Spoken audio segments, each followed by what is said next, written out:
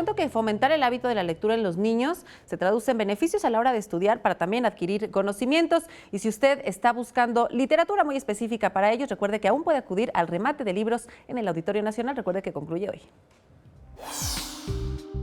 La lectura en los niños provoca mayor probabilidad de tener éxito en la escuela, adquieren mejores capacidades de comunicación, desarrollan su imaginación y aprenden a resolver problemas, entre otros beneficios, indican expertos. La lectura puede permitir que los niños amplíen sus panoramas, inclusive hasta en la toma de decisiones para la cuestión emocional, y eso ya es comprobado. La lectura es un hábito que provoca que los niños aprendan a expresarse y crear empatía con los demás.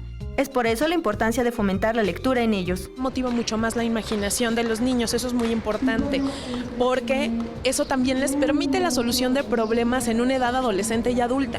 Entonces, los libros ayudan mucho, sobre todo en la parte de generar la fuerza. En el país se leen 5.3 libros al año en promedio, siendo la Ciudad de México la región con mayor porcentaje con el 23.6%, datos de la Encuesta Nacional de Lectura. Dicha encuesta incluyó a la población alfabeta de 12 años y más. Los hombres declararon haber leído 4.3 libros y las mujeres 3.6 ejemplares. Las razones principales por las que se lee un libro son entretenimiento e interés por la cultura en general. Sin embargo, la UNESCO dio a conocer una lista de 108 naciones sobre el índice de lectura, en donde México ocupó el penúltimo lugar con 2.8 libros al año. Con imágenes de Jorge Barajas, Mariana Sánchez, 21 Noticias.